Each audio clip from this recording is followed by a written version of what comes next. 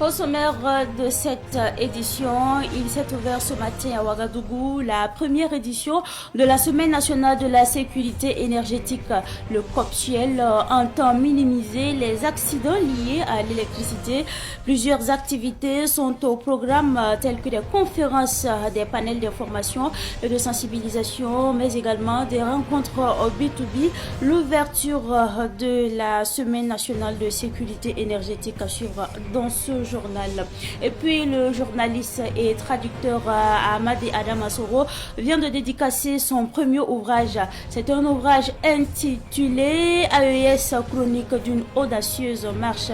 C'est un livre de 120 pages qui comporte 8 chapitres qui retracent le parcours des 3 pays de l'AES, à savoir le Burkina Faso, le Mali et le Niger. Le film de la dédicace à suivre dans ce journal.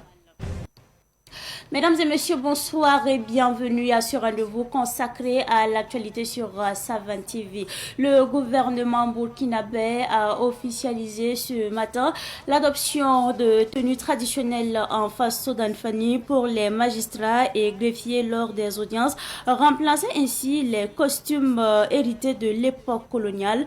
Le ministre de la Justice, Edasso Rodrigue Bayala, représentant le chef du gouvernement, a souligné que cette initiative valorise la production locale, promeut l'identité culturelle et soutient l'économie nationale tout en réduisant considérablement les coûts. Les nouvelles tenues tissées par des tisseuses burkinabés incarnent la vision du capitaine Thomas Sankara et sont justement concrétisées par le président Ibrahima Traoré. Le président du tribunal de grande instance de Ouaga 1, Abbas Nombré, a salué en tout cas cette mesure comme un symbole de souveraineté et d'innovation culturelle pour le secteur judiciaire. Adoptée lors du Conseil des ministres du 23 octobre 2024, cette réforme marque un tournant significatif dans les pratiques judiciaires du pays. Et comme annoncé en titre, le Conseil burkinabé pour la sécurité des usagers de l'électricité, en abrégé COPSUEL, veut minimiser les accidents liés à l'électricité, et ce à travers la Semaine nationale de la sécurité énergétique, une semaine énergétique ouverte ce matin. Elle est consacrée à l'information et à la sensibilisation des travailleurs et des consommateurs de l'électricité sur ces enjeux, et c'est un reportage signé Germaine Farama.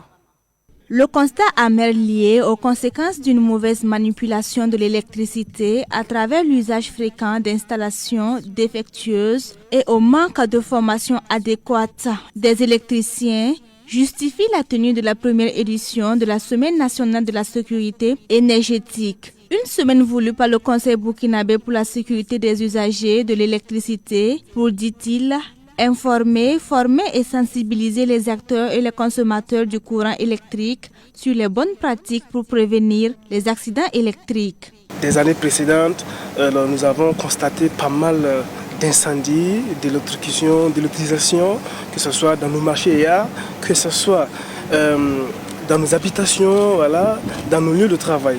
Alors il était vraiment judicieux de pouvoir initier vraiment ce cadre-là pour réunir ces acteurs afin de les sensibiliser, de les former et de les éduquer vraiment sur les différentes normes de sécurité. Ce que le COPSUEL consigne aux consommateurs, voilà, c'est de faire toujours contrôler leurs différentes installations, voilà, surtout avant la mise sous tension. Voilà, c'est de suivre bien sûr les différentes consignes de sécurité dictées par la SONABEL. La majeure partie des clients consomment quotidiennement le courant, mais ignorent son processus de fonctionnement.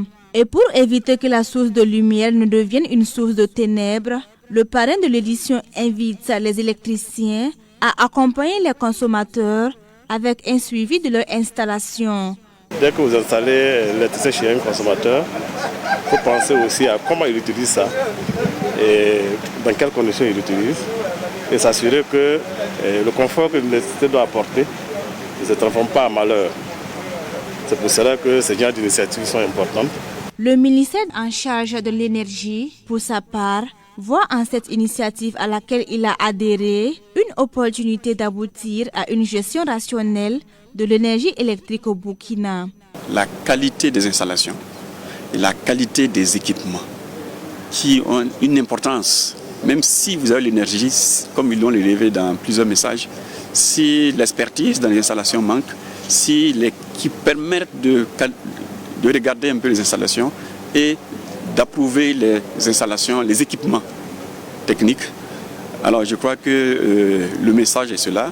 Donc ça permet en tout cas de rationaliser, d'optimiser l'utilisation de l'énergie électrique. Cette semaine nationale sur la sécurité énergétique s'étale du 18 au 21 novembre, période durant laquelle les acteurs de l'électricité et les consommateurs vont bénéficier de connaissances à travers des panels, des ateliers interactifs et des expositions. Après donc cette première édition du COPCHEL qui s'est ouverte ce matin à Ouagadougou, plus précisément au Palais de la Jeunesse et de la Culture Jean-Pierre Guengani, nous parlons cette fois-ci de l'Ordre des ingénieurs en génie civil du Burkina Faso qui a organisé le samedi dernier à Ouagadougou une journée d'échange entre les ingénieurs seniors et les ingénieurs juniors. L'idée maîtresse de ces moments d'échange est justement de permettre aux juniors de s'inspirer des seniors pour une insertion professionnelle réussie. Les précisions avec notre reporter, il s'agit là de Sidiki Kabli. Les échanges ont pris la forme de partage d'expériences, de témoignages et de conseils pratiques pour un véritable transfert de savoir entre générations. Ce cadre d'échange, initié par l'Ordre des ingénieurs en génie civil, met en avant l'importance d'une collaboration intergénérationnelle pour assurer la continuité et la progression du métier d'ingénieur. Créer un cadre d'échange entre les ingénieurs juniors et les ingénieurs seniors, tenir compte du fait que, compte tenu des activités des uns des autres, ce n'est pas toujours facile que les uns et les autres se retrouvent. Et les ingénieurs seniors ont très souvent une longue expérience à partager. Et il est bon que les jeunes apprennent à le connaître et aussi à bénéficier de cette expérience-là. Bon, les sujets sont nombreux. Il y a par exemple la gestion des bureaux d'études, les questions liées au stage et beaucoup d'autres questions qui sont liées au domaine du génie civil. Cette rencontre est une fierté non seulement pour les seniors qui se disent prêts à transmettre leurs connaissances et expériences. Pour les juniors, la rencontre est une opportunité d'apprentissage. Du point de vue des conseils, c'est de leur dire d'essayer autant que possible de faire leur travail comme il se doit. Quand je dis comme il se doit, c'est le faire en étant le plus droit possible. Voilà, ne pas chercher des raccourcis, ne pas chercher des portes de sortie rapides, parce que souvent ça amène à des difficultés. Voilà, et c'est d'être le plus professionnel possible, c'est de ne pas marchander la qualité, parce que ça c'est très important. Qui nous permettra en fait de profiter en fait de leurs conseils dans un premier temps. Et dans un second temps, on pourra aussi bénéficier de leur expérience, des erreurs qu'ils ont commises, et des méthodes et des techniques qu'ils ont utilisées pour atteindre le niveau de réussite qu'ils ont atteint actuellement. Donc c'est une activité organisée par l'Ordre et nous félicitons le Conseil de l'Ordre. Créé en 2012, l'Ordre des ingénieurs en génie civil du Burkina Faso veille en permanence au respect des règles et conditions d'exercice de la profession, au perfectionnement professionnel de ses membres et à l'encadrement des stagiaires, entre autres. L'actualité de ce 18 novembre 2024 est également marquée par les acteurs du secteur informel qui sont invités à s'immatriculer sur le registre de l'assurance maladie universelle au Burkina Faso. Le Conseil national de l'économie informelle a reçu dans ses locaux les agents du ministère en charge de la protection sociale la semaine écoulée pour justement une séance de sensibilisation. On fait le point avec nos reporters. Il s'agit là de Abdoulaye Kenda et Cynthia Zongrana.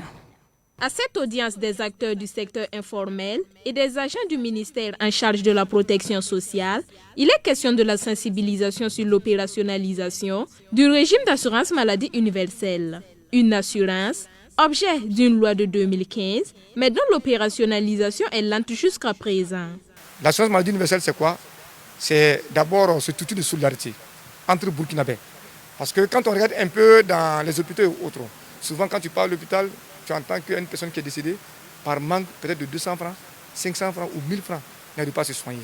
Donc cette assurance maladie universelle est une réponse vraiment à cela. Et ensuite voir maintenant comment est-ce qu'ils peuvent nous aider à l'immatriculation de leurs membres. Les membres, c'est qui? C'est d'abord eux-mêmes en tant qu'acteurs. Ensuite leurs épouses, leurs époux et même leurs enfants. Une fois que ça sera personnalisé, ça permettra naturellement aux populations d'être davantage en bonne santé. Un projet bien accueilli par le Conseil national de l'économie informelle. Le président Salif Nkiema rassure. Le gouvernement a pensé profond et ils ont trouvé la solution pour nous. 4 000 francs, toi avec ta famille, par mois, pour nous soulager. En cas de problème de santé, nous pouvons dire que c'était notre cri de cœur. Et si nous avons rassuré de notre santé, nous pouvons rassurer de notre économie. Notre revenu, c'est notre santé. Notre revenu, c'est nous si nous tenons à 2 pieds. Donc, et 2 fois, alors que le maladie ne prévient pas pour venir. Donc, l'assurance volontaire, c'est pour nous. Nous pouvons rassurer le gouvernement que l'assurance volontaire s'assure. Nous allons le faire la chose comme notre affaire. Et tous nos acteurs de l'économie informelle vont se rassurer pour avoir de bonne santé. L'assurance maladie universelle est désormais une réalité au Burkina Faso. Les opérations d'affiliation des employeurs et d'immatriculation des populations ont débuté le 29 octobre dernier. Le ministre d'État, en charge de la protection sociale Bassolma Bazié, a alors demandé à tout le monde de s'affilier. Cette fois-ci, nous déposons nos valises dans la commune rurale de Samba, située donc à quelques encablures de la ville de Ouagadougou.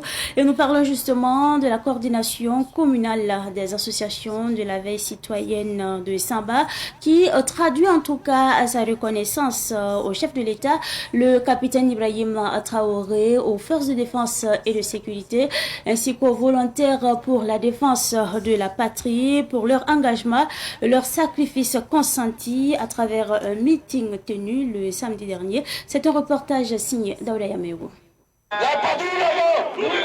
Terrain communal de Samba, hommes, femmes, leaders religieux et coutumiers, toutes les couches sociales de la commune de Samba sont présentes. Elles sont là pour réaffirmer leur soutien au capitaine Ibrahim Traoré. Capitaine Traoré, avec un courage exemplaire, a relevé le défi de conduire notre pays sur le chemin de la liberté et de l'indépendance véritable. Sous son commandement, notre armée, soutenue par les courageux volontaires pour la défense de la patrie, affronte chaque jour des ennemis acharnés. Ceux qui tentent par tous les moyens de saboter notre marche vers l'autonomie. Monsieur le Président, capitaine Ibrahim Traoré, nous vous exprimons notre reconnaissance et notre soutien pour ce chemin de dignité que vous avez entrepris avec nous. La coordination appelle les jeunes de Samba à s'unir pour faire face aux ennemis communs de la nation. C'est cet effort qui nous a aussi donné le courage de se rassembler ce soir et puis faire l'appel à toute la population de Samba pour donner notre message qui est de faire de l'effort encore, de redoubler d'efforts comme le président, comme ses accompagnants.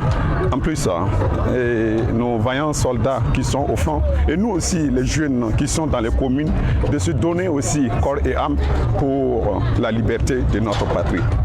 Cette mobilisation de soutien de la transition a été également une occasion pour la population d'égrener des doléances, des préoccupations qui seront prises en compte selon la chargée de mission du chef de l'État dans la région du centre. À travers l'initiative présidentielle pour le développement communautaire, des emplois ont été créés pour soutenir les jeunes, les femmes, et des fonds ont été mis à la disposition des jeunes pour mener des activités génératives de revenus. Et à travers l'agriculture, nous avons vu que des tracteurs ont été mis à la disposition des jeunes, des hommes, des femmes, pour qu'ils puissent mener à bien leurs activités. Et de même que la question des examens en échographie, c'est déjà pris en compte à travers la clinique mobile. Et nous allons également transmettre les doléances, quand bien même nous savons que non, et tout cela est déjà pris en compte par le gouvernement. Le meeting de soutien à la transition de la commune de Samba est également une expression manifeste de l'union entre les filles et fils de la commune. Le journaliste et traducteur Amadé Adama Soro a présenté officiellement son tout nouvel ouvrage intitulé AES, chronique d'une audacieuse marche. Ce livre retrace le parcours des 3 pays de la Confédération AES vers leur indépendance, leur souveraineté et leur développement. La dédicace a eu lieu le samedi dernier. Revivons donc cette dédicace avec notre reporter. Il s'agit là de Cynthia Zonglana. L'ouvrage intitulé AES, chronique d'une audacieuse marche, compte 120 pages, réparties en 8 chapitres. L'essai géopolitique et géostratégique retrace et analyse les péripéties de la création de la Confédération de l'Alliance des États du Sahel, AES, son évolution, ses perspectives et les énormes défis sous-régionaux, régionaux et internationaux auxquels elle fait face. Pour l'auteur, l'objectif de ce livre est de documenter l'ensemble des actes qui sont posés par le Mali, le Niger, le Burkina depuis le 16 septembre 2023. Il faut donc dire que l'objectif du lien, c'est de documenter l'ensemble des actes qui sont posés par les 3 pays développés au sein de l'AES de façon factuelle dans un premier temps.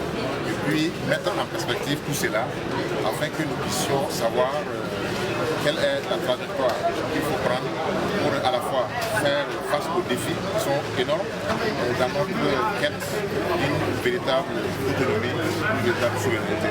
Donc ici c'est un appel qui est lancé à l'ensemble des pays, non seulement de l'AES, mais aussi de l'Afrique, du tiers-monde, ce qu'on appelle couramment le Sud global, afin qu'il puisse prendre en main son destin et de savoir qu'en réalité dans ce monde, nul n'a demandé le permis de l'autre pour vivre. Donc nous sommes tous égaux en matière d'aspiration au bonheur, d'aspiration à la prospérité. Le représentant de la caution morale de cette cérémonie de dédicace apprécie l'engagement de l'auteur et recommande à tous la lecture de ce livre. L'auteur, je le connaissais depuis déjà une belle lurette. Ce qu'il a prouvé aujourd'hui encore n'était que des choses qu'on pouvait s'attendre de lui, parce qu'il est très prolixe en matière d'écriture. Alors cette corde, en plus à son arc, n'était que vraiment un petit pas qu'il a fait pour permettre à la population d'avoir des éléments de référence par rapport à la marche de nos 3 pays vers la souveraineté. Et ces éléments qui ont été consignés à travers cette chronique sont des éléments essentiels. Il faut les parcourir pour comprendre comment c'est digeste et comment ça peut être comme un livret d'oreiller pour que chacun ait vraiment une référence par rapport à la marque radieuse des 3 nations.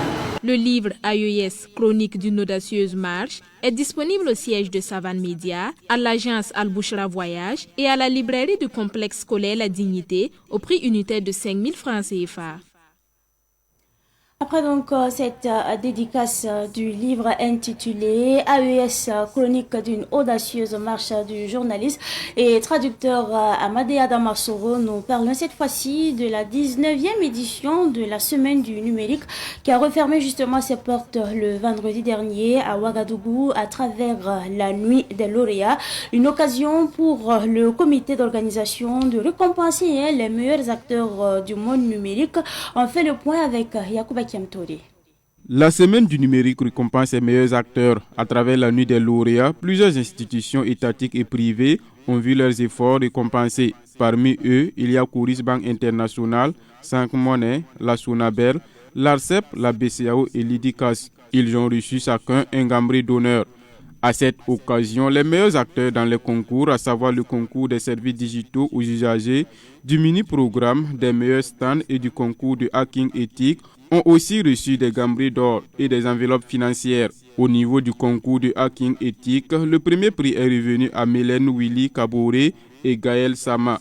Ils expriment leur satisfaction. On a eu à proposer plusieurs solutions, puisqu'on propose les solutions en fonction des vulnérabilités qu'on a découvertes lors de l'hackathon. Et bon, je peux dire qu'on a proposé une solution pour empêcher en fait l'injection SQL au niveau des plateformes de FinTech. La nuit des lauréats, qui marque la fin de la 19e édition de la Semaine du numérique, est une opportunité pour le ministre en charge de la transition digitale d'inviter les jeunes à la recherche de la perfection dans le monde du numérique. Pour le docteur Aminata Zerbo, l'édition a été une réussite. Les experts ont pu explorer l'impact des FinTech sur l'économie, sous toutes ses facettes, les bouleversements que cela induit, ces bouleversements qui sont non seulement porteurs d'opportunités, mais également de défis.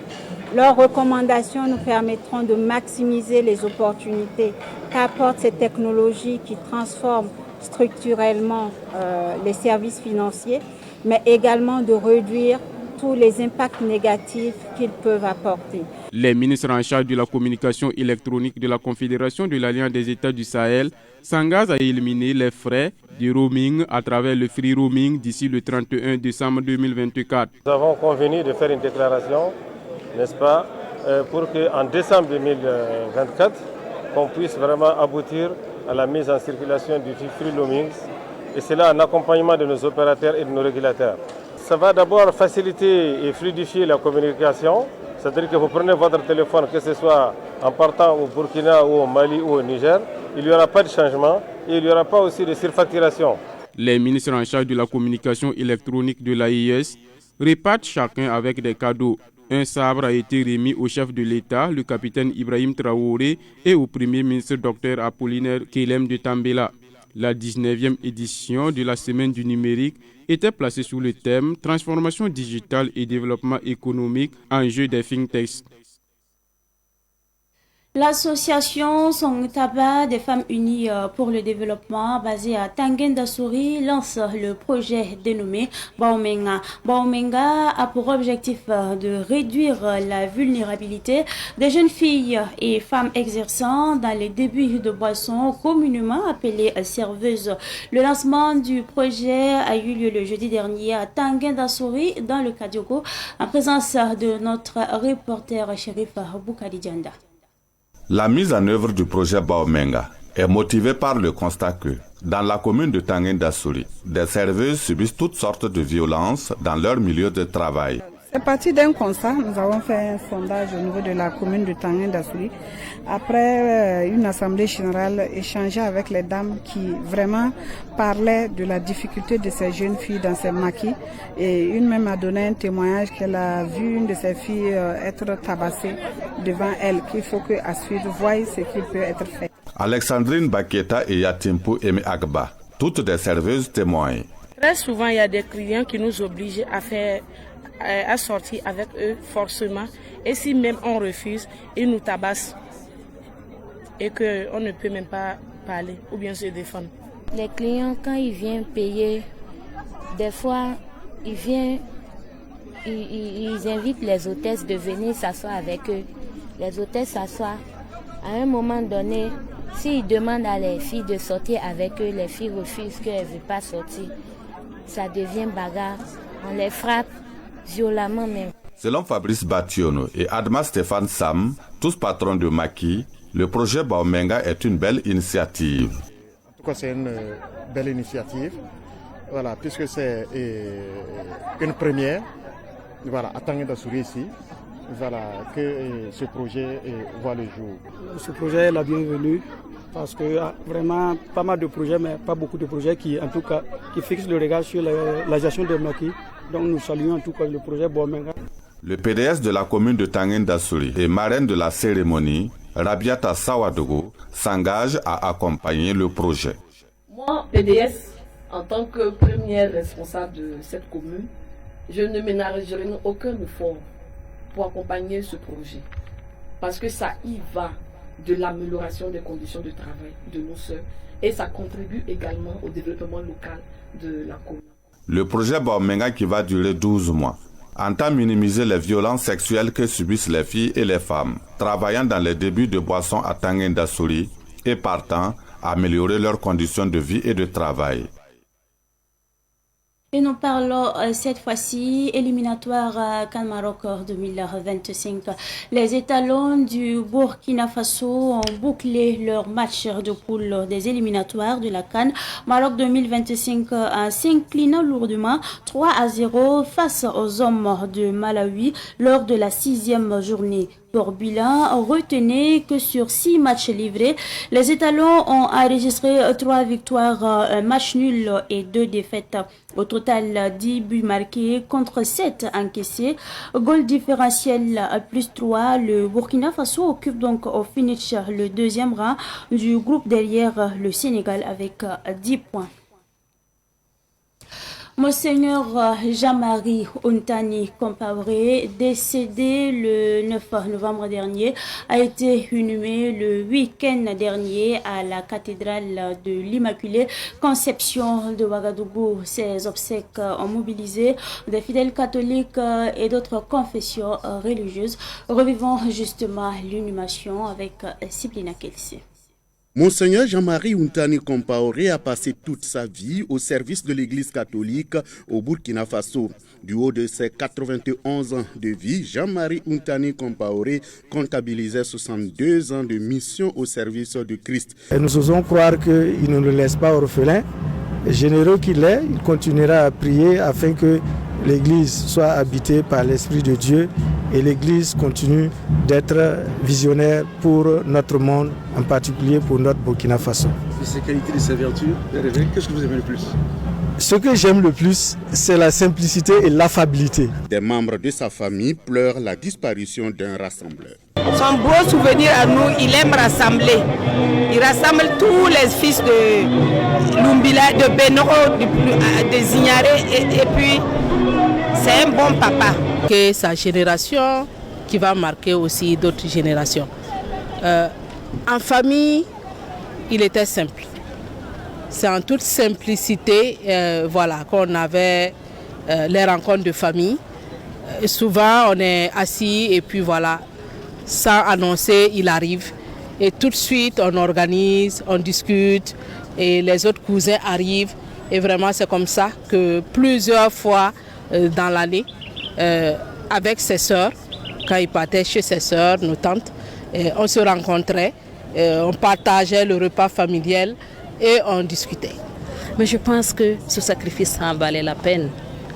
Dieu l'a appelé. Dieu a su combler.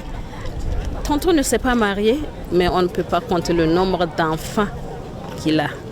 Donc, quelque part, c'était sa destinée. Et nous rendons grâce à Dieu pour ça, parce qu'il l'a béni, il l'a élevé.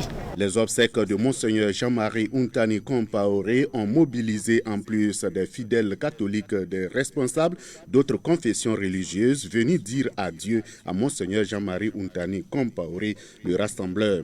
Il repose désormais à la cathédrale de l'Immaculée Conception de Ouagadougou. Nous apprenons également que le président de l'Union nationale des associations des parents d'élèves et d'étudiants du post-primaire, du secondaire et du supérieur du Burkina Faso, Hector Ouedraogo, est décédé hier des suites de maladie.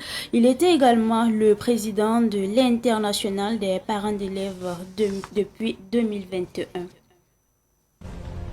Le malheur d'avoir perdu un être ne doit pas faire oublier le bonheur de l'avoir connu.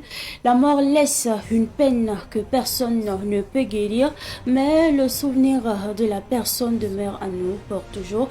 Que l'âme de Monseigneur Jean-Marie Untani Compaoré et celui de Hector Ouedraogo reposent en paix. C'est tout pour cette édition du soir. Merci à vous pour votre constante fidélité. Excellente suite de programmes en compagnie des programmes de la télévision des nouvelles idées.